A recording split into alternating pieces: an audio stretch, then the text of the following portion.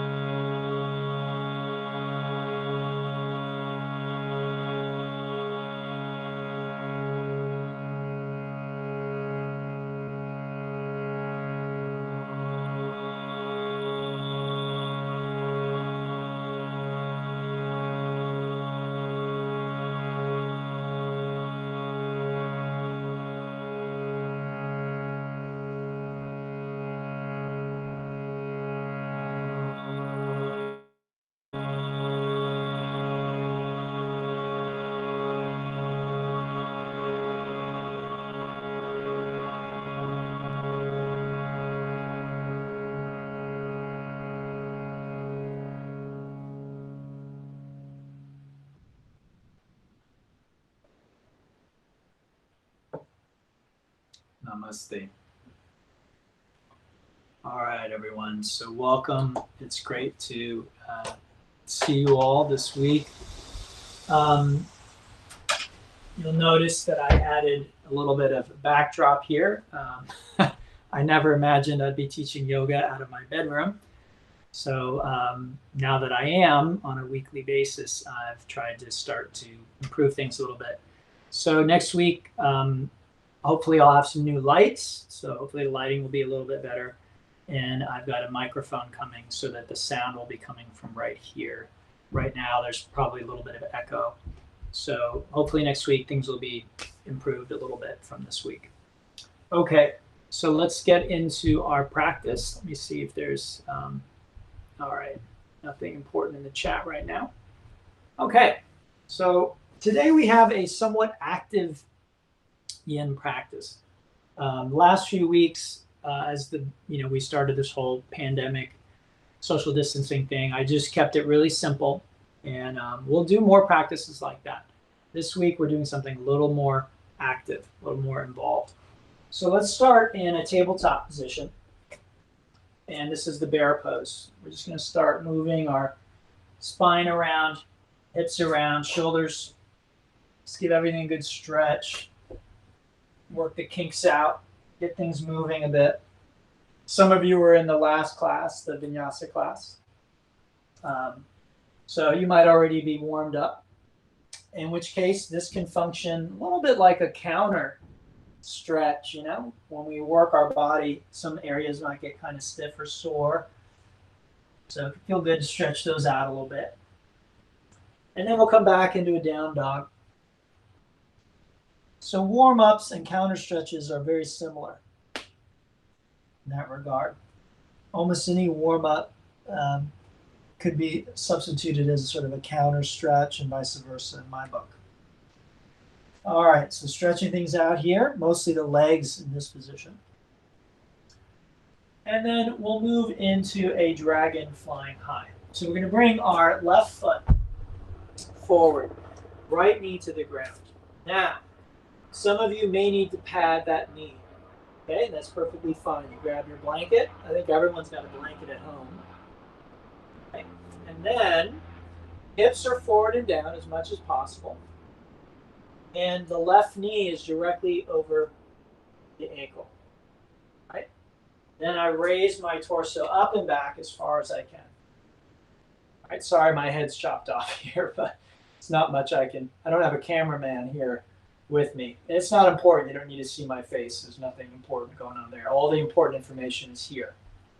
All right, so hips forward and down this direction, and then shoulders up and back that direction. Okay, so I might even put my hands here. I could also use 2 blocks. All right, that actually isn't working as intensely for me, but again, everyone's different. So I'm going to put my hands back here. You could also put your hand on your hip, something like that. That feels pretty good. And again, our bodies are constantly changing. So what is working today might not work the next time you do this, or what worked the last time might not work this time. So for instance, I don't usually pad my knee in this pose, but today my knee's kind of bugging me. So I'm going to go ahead and pat it. You know, it's not about enduring discomfort or pain. Sometimes pain and discomfort are part of our practice. It's just sort of inherent in some of the things. And so I'm not going to say that that's not an important part of the practice. It can be. But if we can avoid it without interfering with the effects, then why not? This isn't really about your knee. The knee is just there to help draw the leg back. So I'll go ahead and pat it. This is called Dragon Flying High. I'm going to be here for just 3 minutes. It's kind of an intense posture, right? For me, it's sort of borderline yin and yang. It has a very yang quality to it. Even in the name dragon, right? Dragon. Dragon doesn't necessarily seem like a very yin thing. It seems kind of aggressive, very yang. Now again, yin and yang is not a good and evil. I think in our culture, increasingly, we live in an overly yang culture. And as we begin to progress or evolve as a culture, to some degree, I think yang, masculine energy, is beginning to be sort of demonized to some degree. We talk a lot about toxic masculinity. And of course, there is such a thing. There is such a thing. But masculinity, yangness, is not inherently bad. Sure, when it's toxic, it's awful. But there could be toxic femininity too, right? We can have too much yin, too much feminine energy. So really what we're looking for is balance. And very often things work in a pendulum-like manner. So sometimes we overcorrect in one direction, overcorrect in the other direction. Hopefully, we'd like to find that right balance. All right, let's switch sides. So we're coming back to our down dog. I'm going to move this over because I'll probably be using it on the other side. And then we bring the left foot forward. Okay? Again, the hips are forward and down. And then torso up and back. Okay? Again, do I use blocks for my hands? Do I put my hands on my knee? Those are all your choice. I'm actually putting my hand here on my hip and just slightly pressing my hip forward. And then I'm using my elbow to push my shoulders back. Now, last week we did half seal. That targeted these same muscles, the front of the hip. It also targeted the spine. Now, what's interesting is the reason if you were there last week, some of you were, I mentioned that half seal, for me, it gets the hip flexors and the spine. This, for me, is actually more intense hip flexor stretch. So it's really intense in the hip flexors, but I'm not getting the back. And I can like really try and yank myself back. I get a little bit, but not nearly as much as in half seal. So hopefully you're beginning to see how the different postures can target some of the same areas, but they do have differences. There are differences. And so you might find that you need to do, maybe your body can only do one. Some people have that because of an injury or some other thing with their body. They can only do one hip flexor stretch, maybe safely. All the others are too painful or difficult or unsafe. But ideally what we do is if we're healthy enough, we'd like to be able to do different hip flexor stretches, different back bends. different quad stretches, different hamstring stretches, because they have a slightly different effect.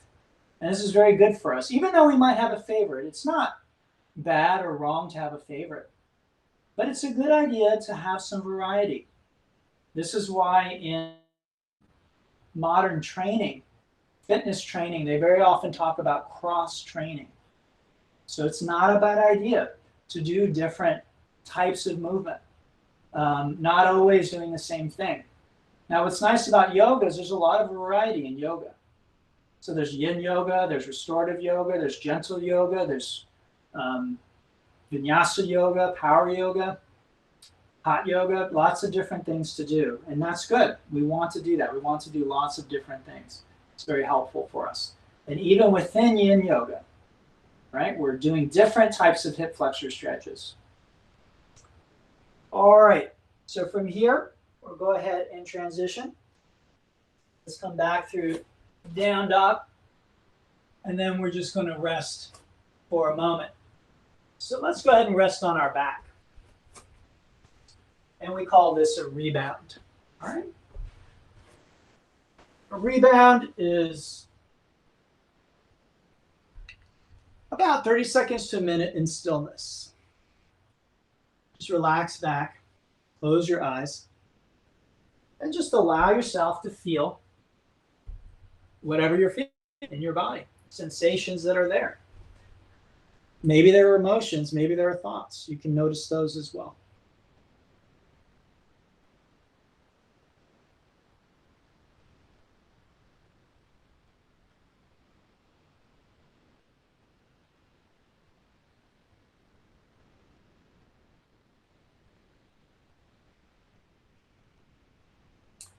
All right, now let's do a little counter stretch. So we're going to bring our legs in, and we call this the leg cradle. Very simple, just hugging my legs and moving. You can cross the ankles if you want. You can hug your shins or you can interlace fingers, just whatever feels comfortable. And again, just a little bit of simple movement. The movement is yang, right? Again, yang for the Taoists is sort of the masculine energy.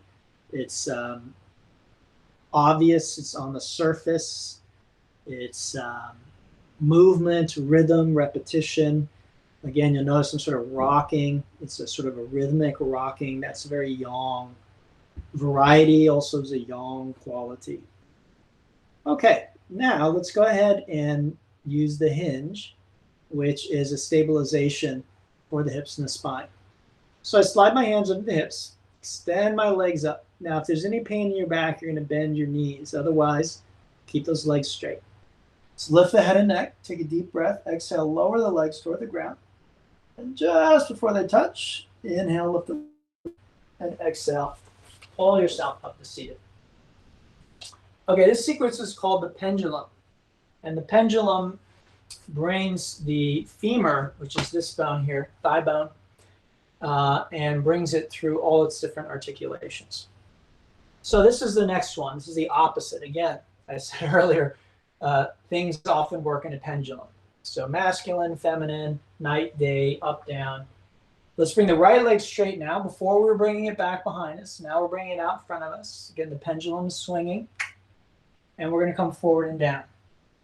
If the dragon was the yang, then this is the yin. Nice, relaxed forward fold.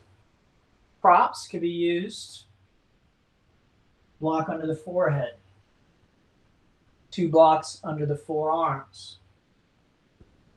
A bolster supporting the torso. Okay.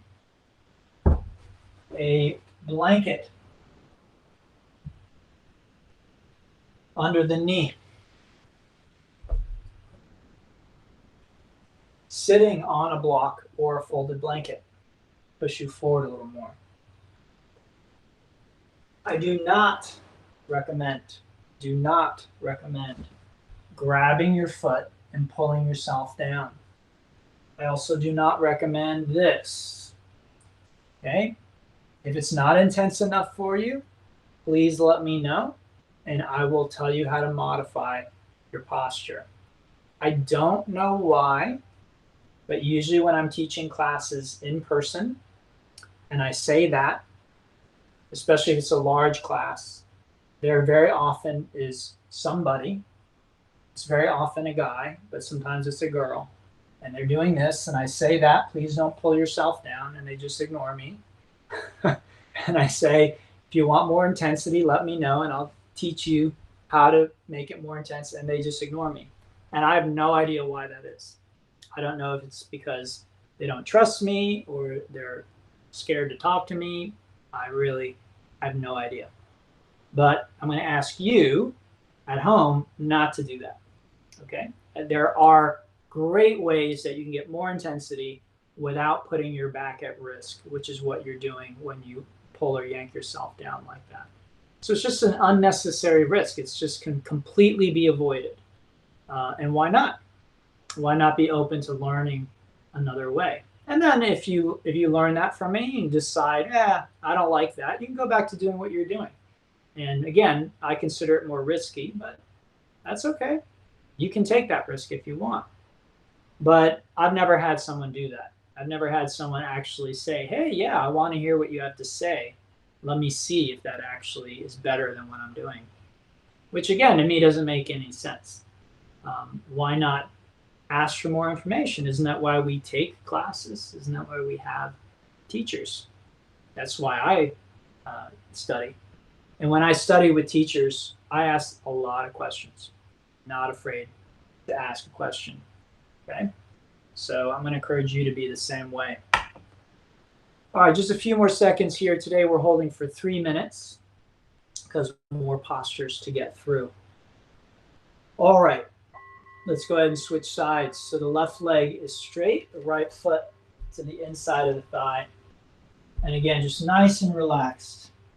You want to feel the stretch in the back of the left thigh. Okay, so again, if you don't feel that stretch, let's not do this. All right, I'll show you how to modify the posture if you need it.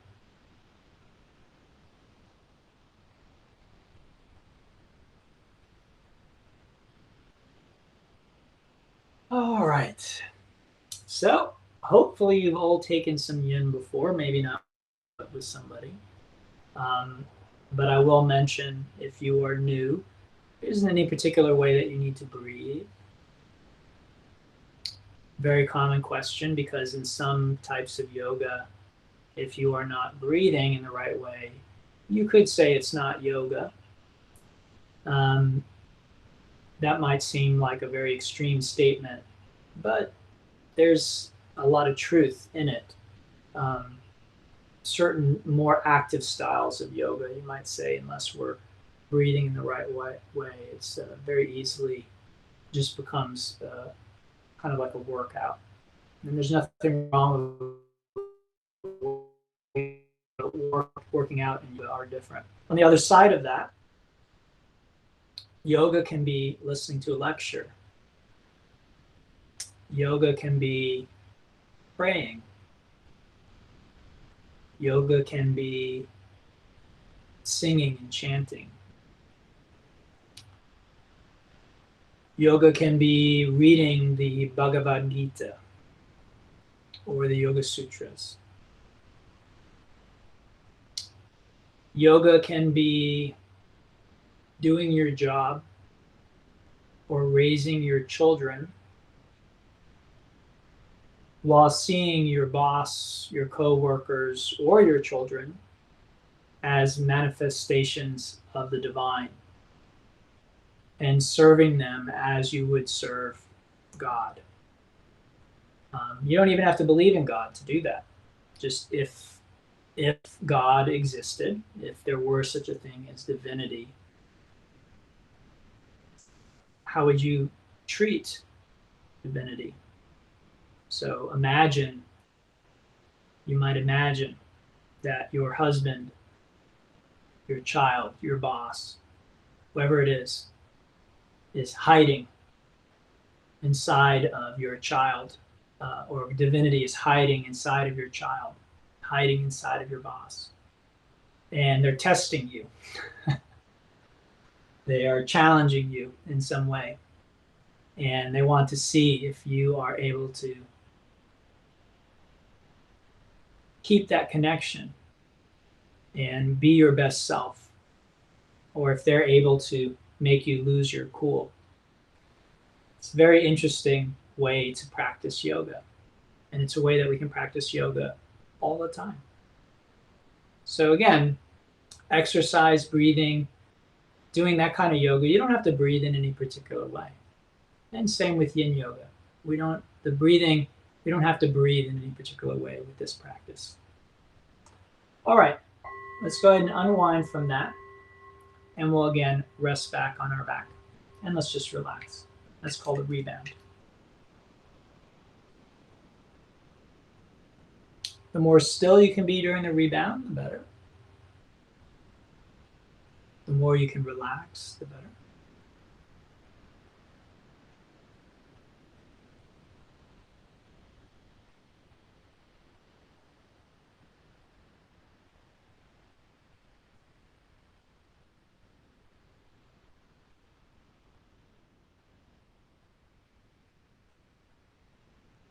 So we'll continue in a moment. Before we do, I want to give you an example that you might be familiar with of what I'm talking about. If you've ever seen the Empire Strikes Back, the Star Wars series, there's that great scene where Luke first meets Yoda. And Yoda seems like this little strange hermit. And he's very rascally, and he's throwing stuff all over the place, and he keeps laughing. And he's testing Luke. He's actually the Jedi Master that Luke is looking for. But he's testing him, and he's pushing his buttons, and Luke kind of loses his cool. And then Yoda says, he's not ready. He's not ready. And so again, this is one way that we can practice it's called karma yoga with the people in our lives. Of course, you might say, well, they're not Yoda, or they're not the divine. Well, maybe. But in many perspectives in the yoga tradition, everything is divine, ultimately. So can you find the divinity that's hiding inside of those people in your life? That's karma yoga, serving them as you would serve the divine, because they are divine. All right, let's bring our legs in, give them a little squeeze. Move around a little bit, shake it off. And then let's hinge up to seated, same as before. Hands under hips, extend the legs, lift the head and neck, deep breath in, exhale, lower the legs to the ground just before they touch. Inhale, pop the legs up. Exhale, come on up to seated. Okay, let's come into a tabletop position. And you may want to turn to face the long side of your mat, like I'm doing now. Just going to move these props over here. Okay, now what we'd like to do is come into a tabletop, and we'll take the right leg straight out to the right. Bring it as far away from our left leg as we can. You can stay on your hands, come down to your forearms as I'm doing. You can use a block under your forehead. You can put your torso on a bolster. Again, you may not have these props. Now may not be a bad time to invest in them, though. If you've been thinking about it, pretty much the only way to do yoga now, since if you're in the state of Georgia, it's illegal to run a fitness club or a yoga studio right now. You can't go do yoga. Maybe you could do it outside if you're like 6 feet away from people. But I haven't seen anybody doing that.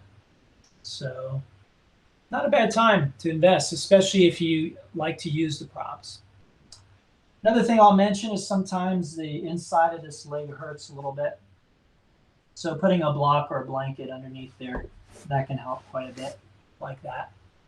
Okay, we want to feel the stretch in here. Those are our adductors. And again, we're going to be here for about 3 minutes. So we want to get a nice adductor stretch. You might have to move around a little bit. Okay, that foot, the right foot can point forward, out, up, just whatever works. Left foot can flex or point. I may do some of these postures with you, and I may not do. some of them with you. It just sort of depends. Like I said in the last class, when I teach, I'm not really taking the class. It's hard to teach and take a class at the same time. So usually I'm not trying to do yoga when I'm teaching. I'm teaching yoga, which is also a yoga practice, but it's a different yoga practice than doing postures. So again, if you need me to show you something, just leave me a comment or unmute. I'll be happy to demo whatever you need. But once we're in it and things are going well, then I may come out of the postures. That doesn't mean you should. Got about another minute here. So Sammy asked, do we keep the hips up, or is it okay to settle on the bent foot? It's fine either way, Sammy, whichever feels better, safer or deeper is totally fine. And that foot, meaning your left foot, could be, behind the knee, or you can pull it in closer to your midline and rest back on it. And I recommend experimenting. If not today, then at some point, try different positions for the hips. See which one gives you the safest, best, deepest stretch. When I say better can mean many different things, right? Depending on what you're looking for. Okay, so let's switch sides. This is called the kickstand. Okay, so we're bringing ourselves left leg straight, right knee bent. Again, you can use the props in the ways that I described. You can use them in other ways too. There might be something that you like to do with your props that I didn't think of. The most important thing, and most of you have heard me say this many, many times, is first that you feel that what you're doing is safe. All right, and that can vary a lot. What it takes for us to feel that what we're doing is safe. So I want you to feel that it's safe. Okay, not my opinion of what's safe. What do you sense in your body is okay? And that can evolve and change, and I think it should. We practice as we learn about our bodies, as yoga and the postures. What we maybe once thought was dangerous, we might change our opinion. Like, this is actually fine. And then the opposite might happen as well. Something we were doing at the beginning, we thought was great, we loved it. We maybe find out later on that we shouldn't have been doing that. That's okay. That's just part of the process. It's to be expected. So safety, and then a stretch on the inside. These are your adductors. And what we've done is we've abducted the hip. We've brought the hip out to the side. It's called abduction. Okay, and in a minute, we're going to do the opposite. So again, pendulum, swings in opposite directions. And that's exactly what we're doing in today's sequence. You've got about a bit more than a minute left here.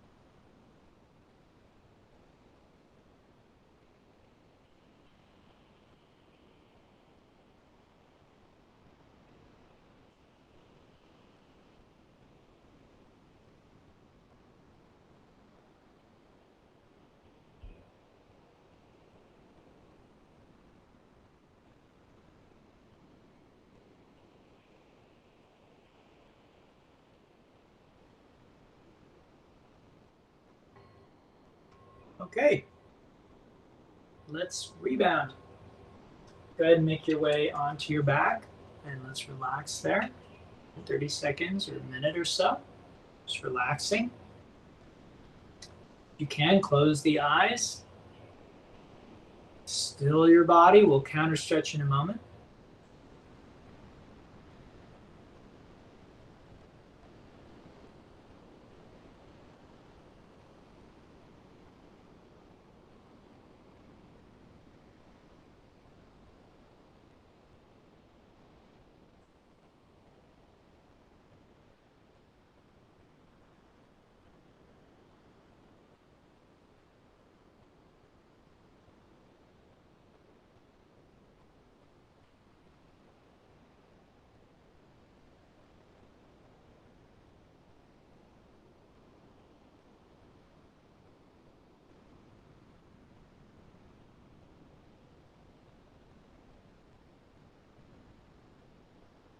Okay, let's bring our legs in, give them a little squeeze.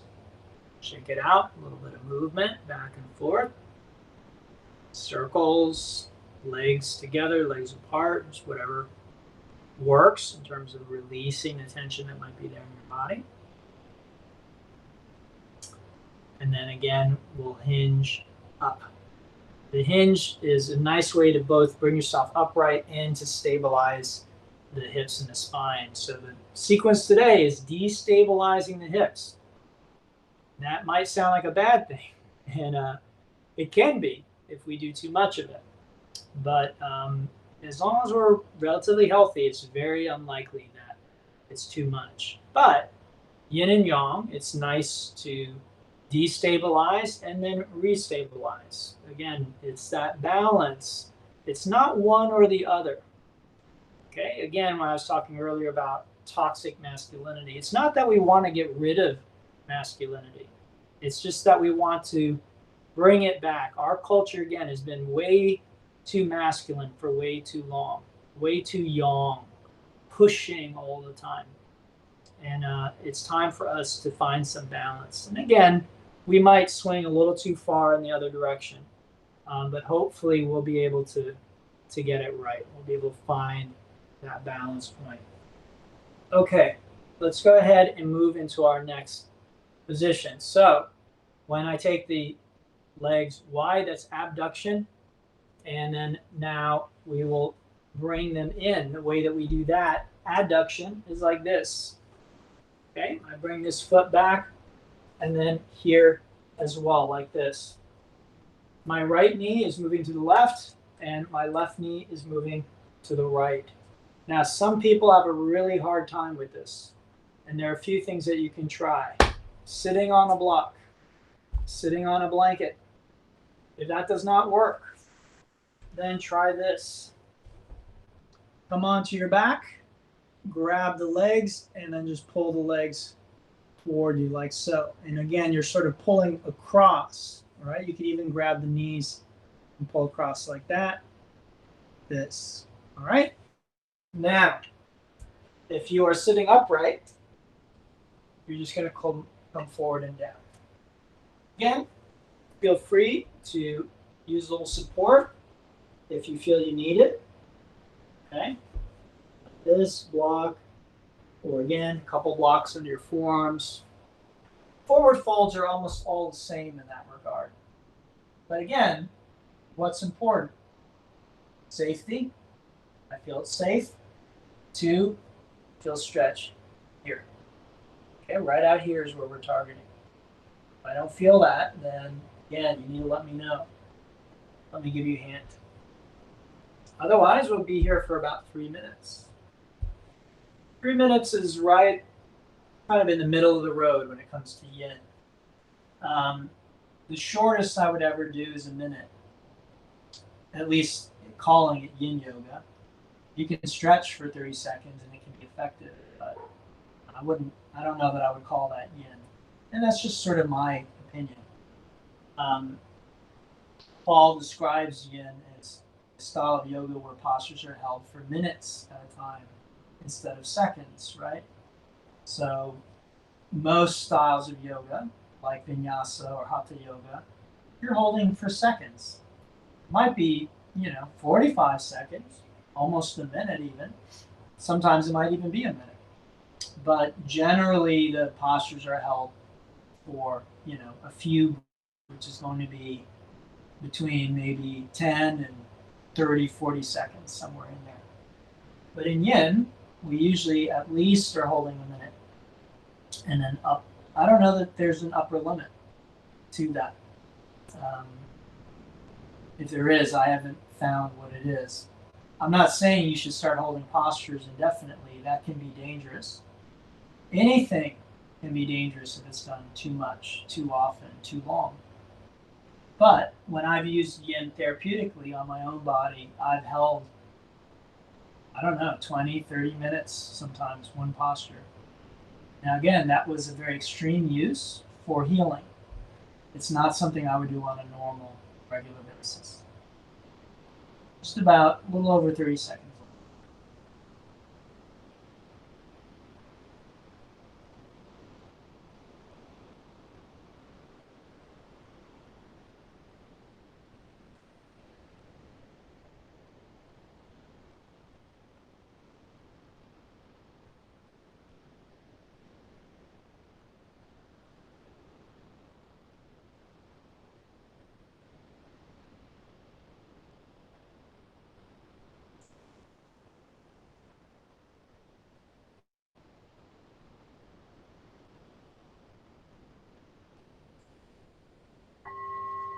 All right, switching sides.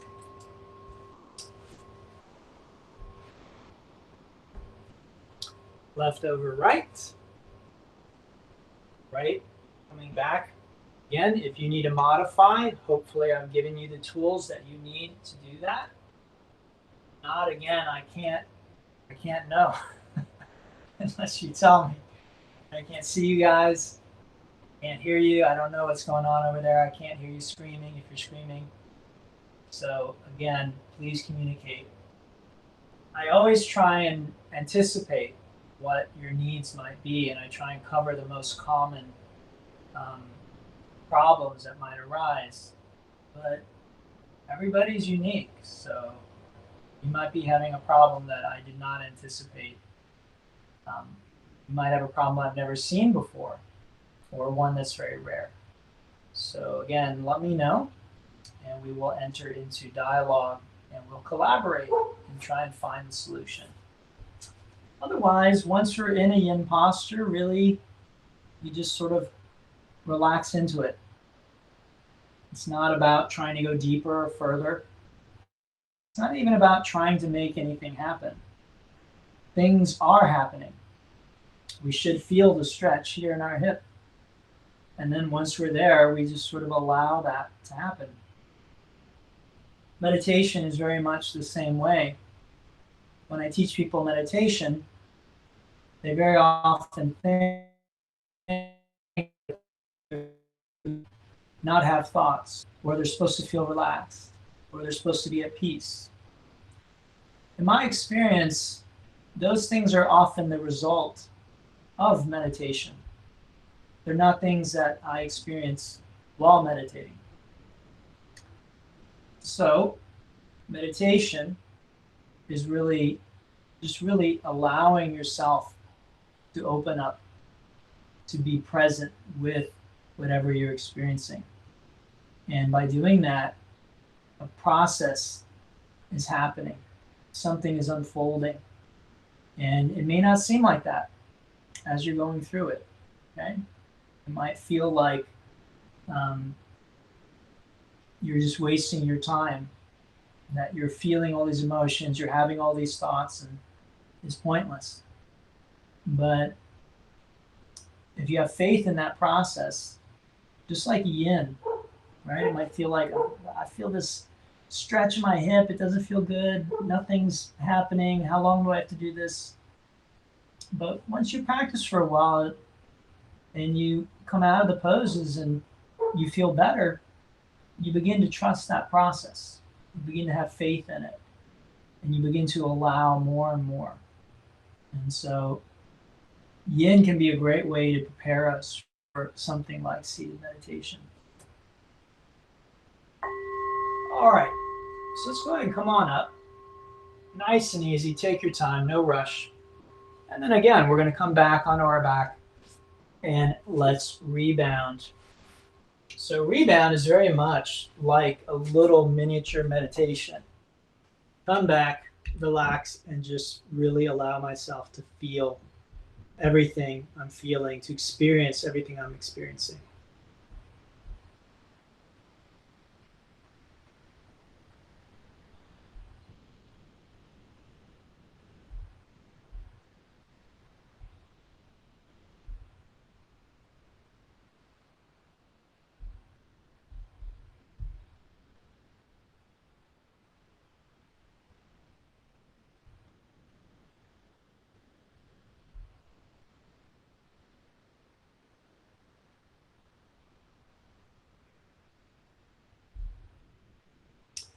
All right, let's bring our legs in. Give them a little squeeze.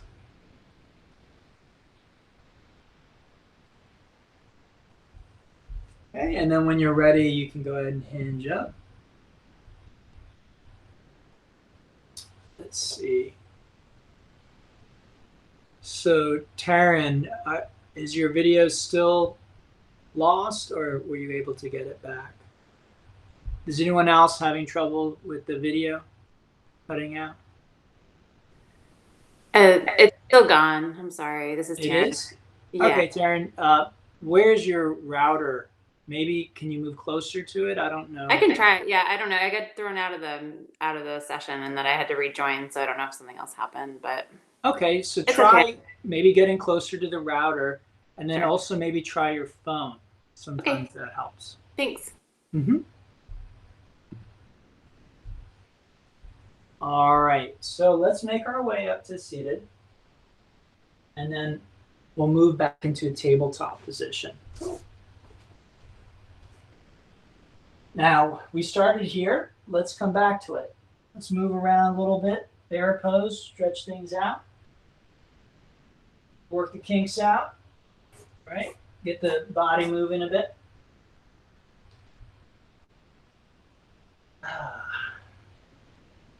And then a down dog.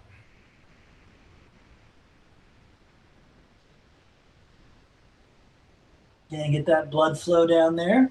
Work those joints.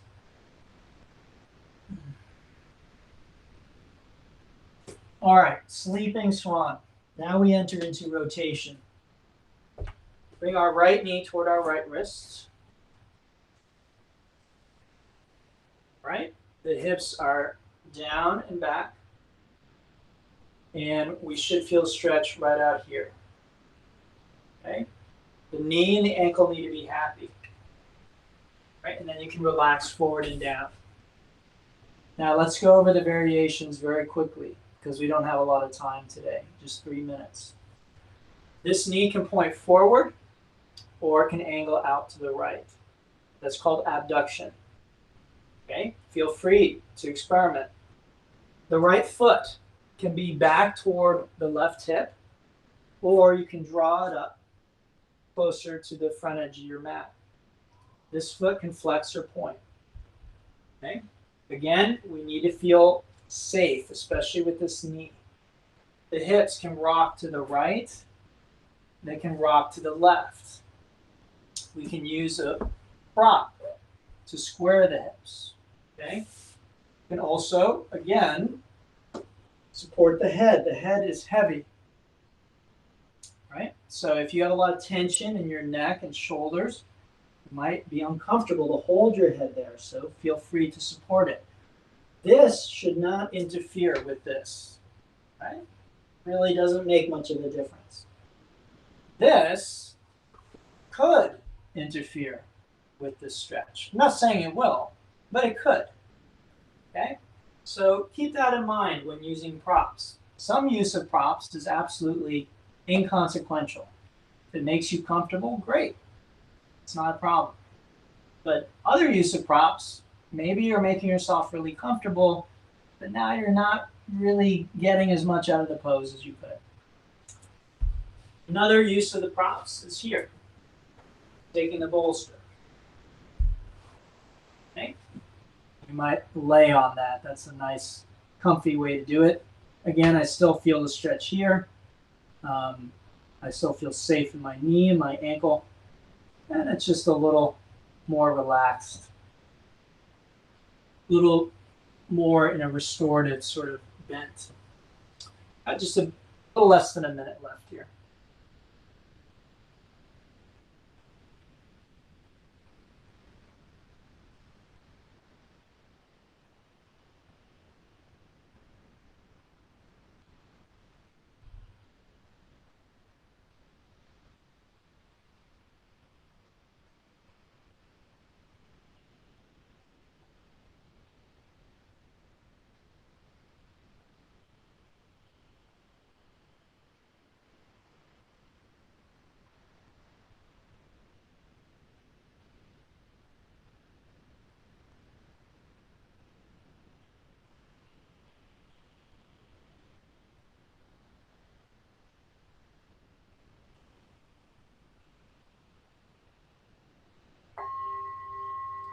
All right, let's transition to the other side. I am going to recommend down dog for that, but you could use tabletop. We're not going to rest just yet. We'll rest when we finish the other side. Again, I want to make sure I'm safe here and that I feel stretch in the outside of my left hip. Once those two conditions have been met, really isn't much more for me to do but to just relax, be patient, and wait. Again, in our culture, waiting, being patient is not something we are often encouraged to do. We have sayings like, just do it, make it happen, right? That's, again, these are very yang slogans. And again, yang is not evil or bad, but we need just as much sayings and slogans that are pointing us in the opposite direction. Things like maybe let it be, or, relax and wait. And these are things that very often we don't hear as much in our culture. They're out there. I'm not saying it's non-existent, but yin can be a great way for us to begin to practice this, to learn to, in a sense, not wait, but to just really melt into the present experience. So we're not waiting for this pose to be over, even if it's uncomfortable, even if it's intense. Just sort of allowing our awareness to melt into the sensations that are there, to merge with them, to really become one with them, instead of seeing the sensations as like an intruder, as something that is imposing itself on us. What if we just accept it as a part of our experience, and we have no idea how long this experience will last? We let go of time and the notion of time and of waiting, right, for something else to happen, and we just fully embrace this moment just as it is. In that, sometimes there can be a very powerful shift that occurs, and our relationship with the moment and the sensation can shift.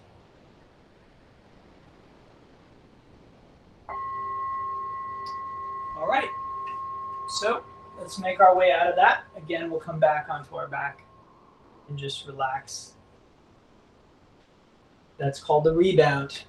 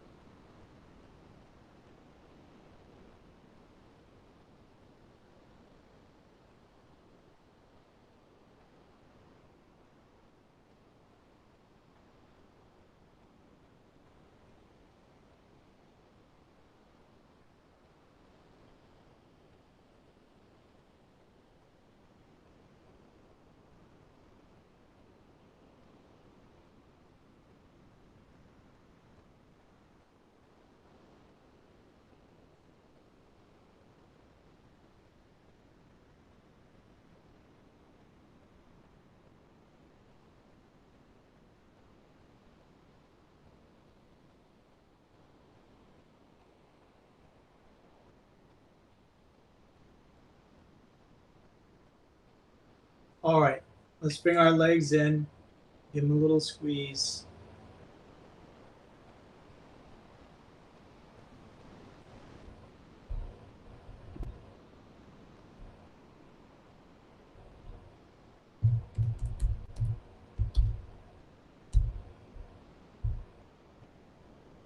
And we have one more set of postures.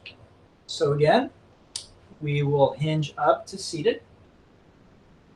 And this is possibly the most challenging posture today. At least it might be for some of you. So we're going to take our time doing this. Okay, so come on up to seated. And then I'd like you to take your right foot and bring it back like this.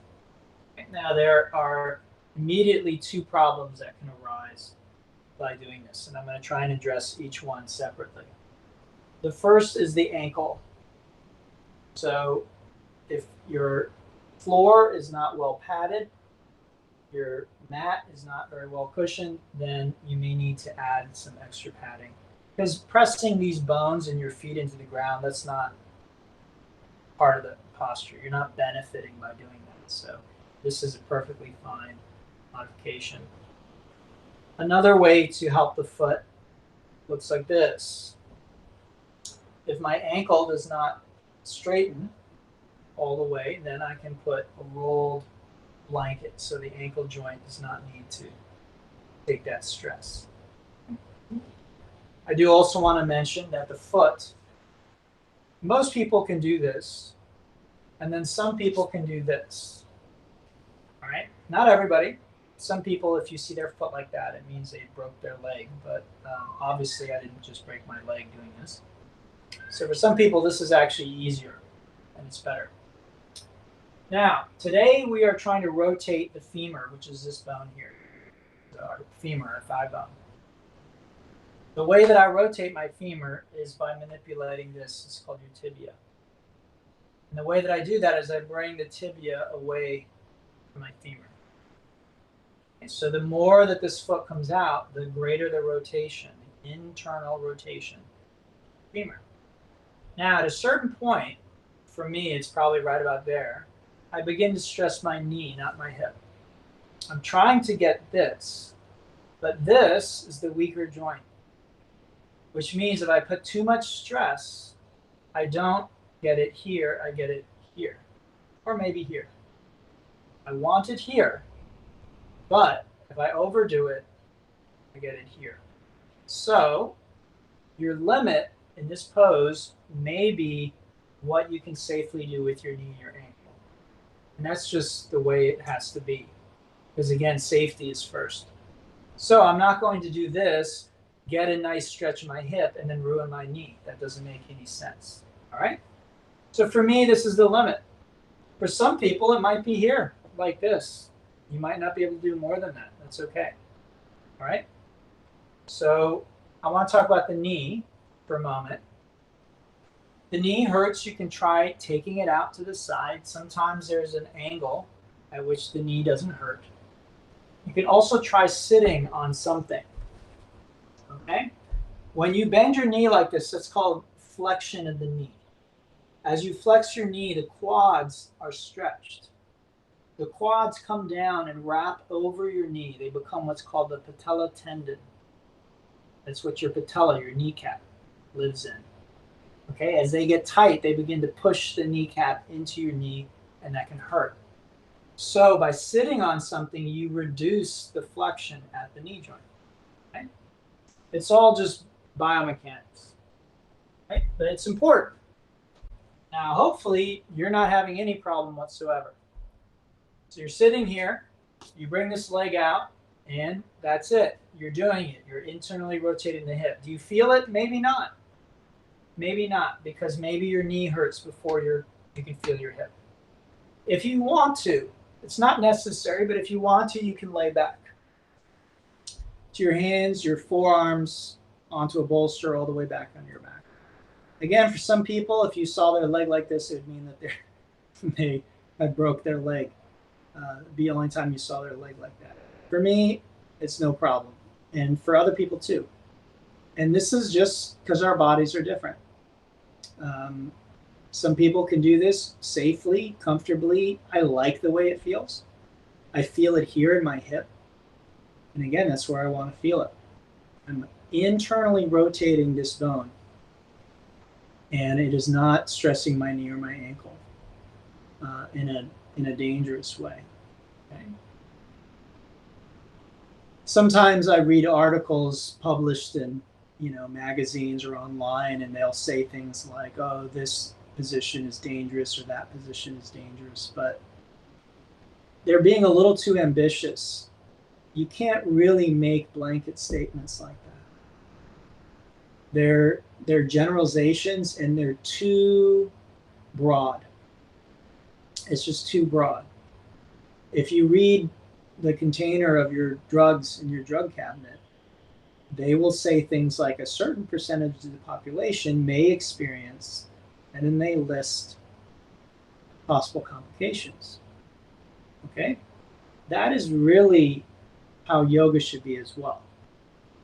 A certain number of the population may have a problem with certain things that most people don't, and then certain amount of the population may not have a problem with something that is dangerous for other people. Okay? So we really need to be aware of this, because I've been teaching yoga long enough to hear people talk in very absolutist terms about safety and things like that, and it's not true. We can't say something is safe across the board. We can say most people, but again, what are we basing this on? Have we actually done any scientific research? Or are we using anecdotal evidence? Okay, so again, we want to be really, really clear about where our information is coming from, and how forcefully we can state something like that. XYZ is unsafe, XYZ is safe. When I talk about safety, I usually talk about probabilities. I say you are increasing your odds of injuring yourself. I don't say you are going to injure yourself, because honestly, I don't have a crystal ball. All right, let's switch sides. So you can come up. You might be able to just switch legs like that. You can, great. Not, don't worry about it. Again, we're targeting this hip here. Whether or not you feel the hip is, again, going to depend on many factors. So some of you have heard me talk about your edge in yoga before. This is a very important concept. Whether we're practicing yin, whether we're doing flow yoga, whether we're doing meditation, our edge is the interface of what is possible and what is not yet possible. It's the interface of what we know is safe and comfortable for us to do, and what we are unsure about. It's the interface between what we can do and what we can't do. It is not trying to push our body to do something it cannot do, because our bodies may never be able to do what we're asking them to do.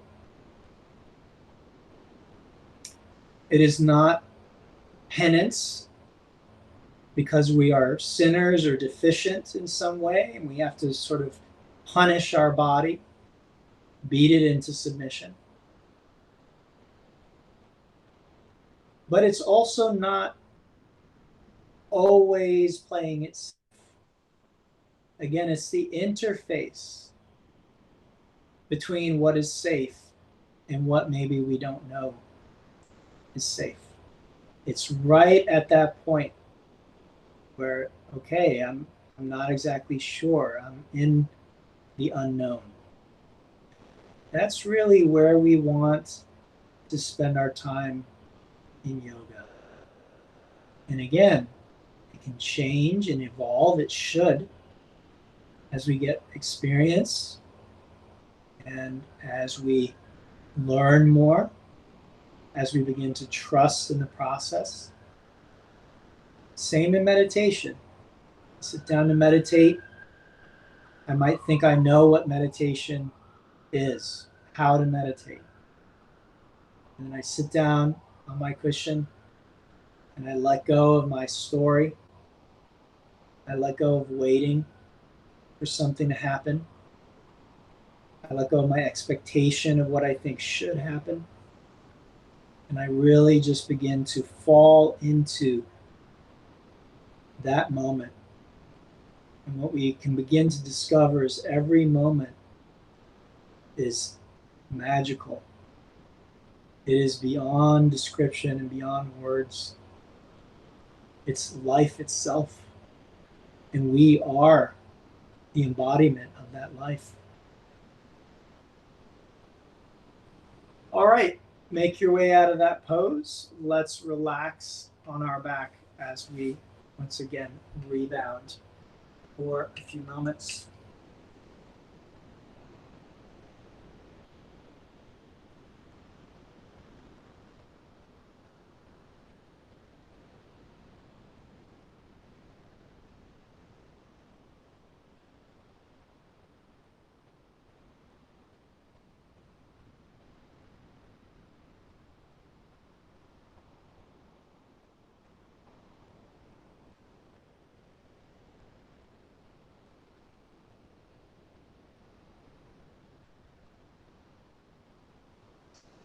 All right, bring your legs in, give them a nice squeeze. Shake it out with a little bit of movement.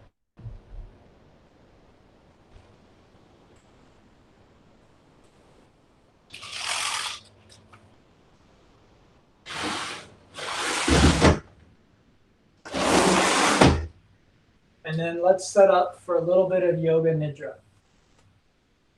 Okay, to set up for this practice, this is a guided meditation practice. It's called sleep meditation, psychic sleep, or in Sanskrit, yoga nidra. Okay, I've shut my camera off, so you don't need to see me for this. Go ahead and lay down on your mat with a bolster under your knees. If it's at all chilly where you are, cover yourself with a blanket. You can pad your head and your back with a blanket if necessary, but you want your head and your heart on the same plane. Okay, so you want to be laying basically flat on your back. And then the two most important things when practicing yoga nidra are stillness of your body, so you aren't moving your body a lot, and then also alertness in your mind. Okay, you want to be very alert, very awake. Now, this is a guided meditation done laying down. It's very good for stress and stress-related disorders. All right.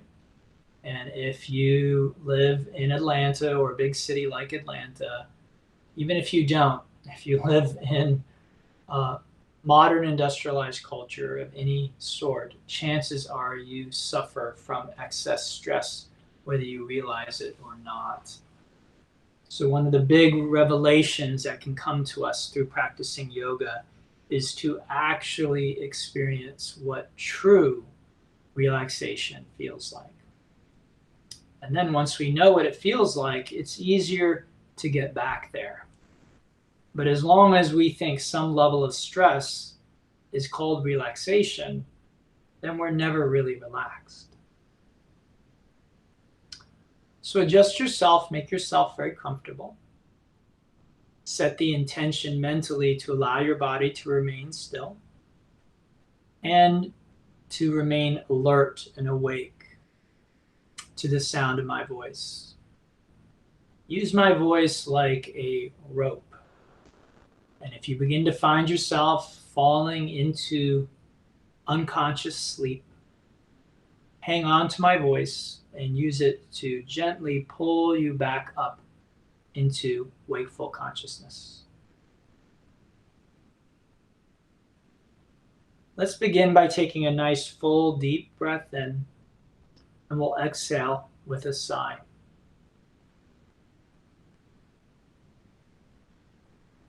And again, let's inhale very deeply and fully and exhale with a deep sigh.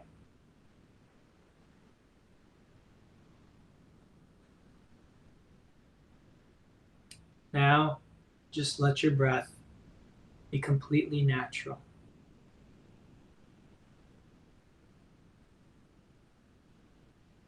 Feel the breath as it comes and goes from the body.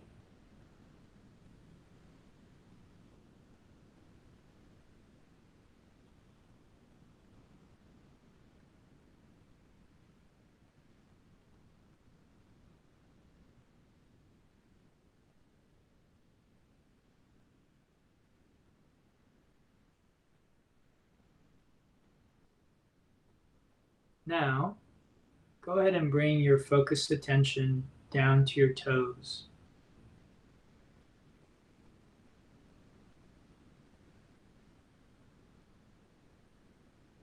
Try and feel the sensations that are there without any sort of expectation, without anticipation.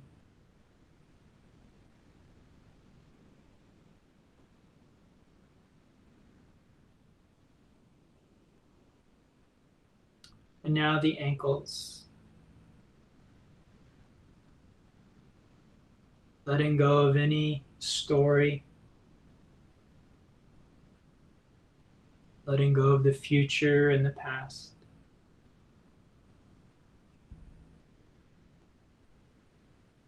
Not being for or against any sensation, thought, or experience. Now the knees. Allowing awareness to rest at the knees. Easily and effortlessly.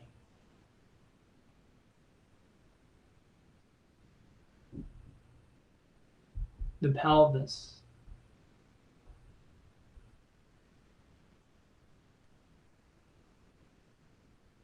The chest.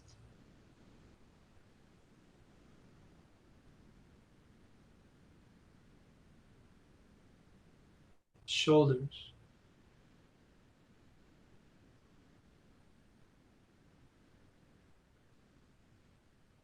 The throat.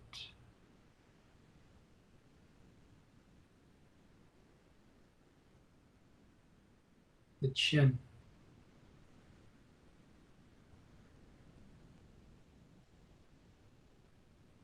Your face.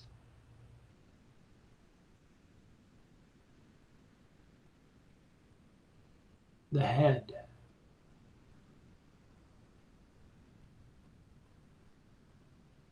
The back of your head.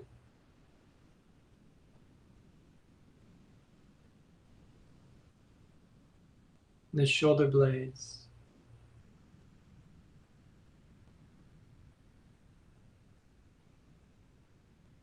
Your back.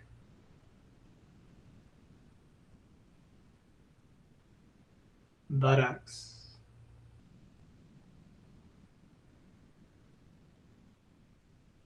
Calves. Heels. And the soles of both feet.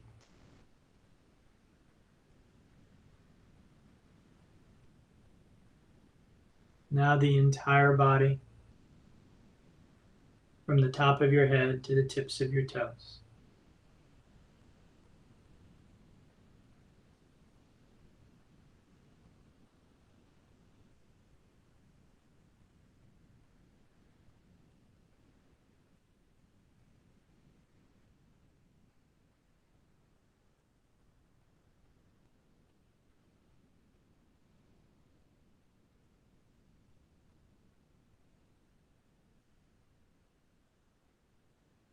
Now returning awareness to your breath. Gradually begin to deepen your breathing. Begin to move and stretch as you wake yourself up. And when you're ready, make your way up to seated.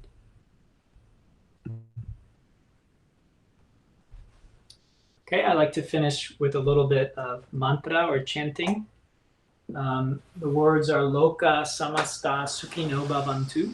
May all beings everywhere be happy and free. If you'd like to sing with me, you're more than welcome to at home. I won't be able to hear you, but I'll hear you in spirit. Okay?